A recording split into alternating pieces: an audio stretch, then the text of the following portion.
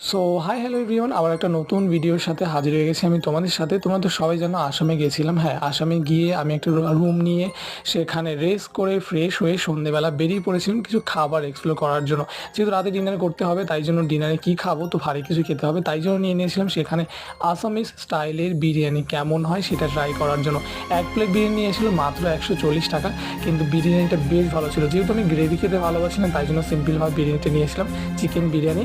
তো আসামের বিরিয়ানি বেশ ভালো ছিল, বেশ টেস্টিও ছিল, আমার তো বেশ ভালো লেগেছিলো। সো বাঙালিরা বিরিয়ানি খেতে বেশ ভালোবাসে। আর আমাকে যদি পার্সোনালি বলো আমার বিরিয়ানি খেতে কেমন লাগে, অনেক দিন বাদে বাদে যদি হয় তাহলে ভীষণ ভালো। রেগুলার আমার খেতে সেরকমভাবে ভালো লাগে না। তো তোমরা কারা কারা বিরিয়ানি লাভার রয়েছো বা বিরিয়ানি খেতে ভালোবাসো সেটা অবশ্যই কমেন্ট সেকশনে জানাবে।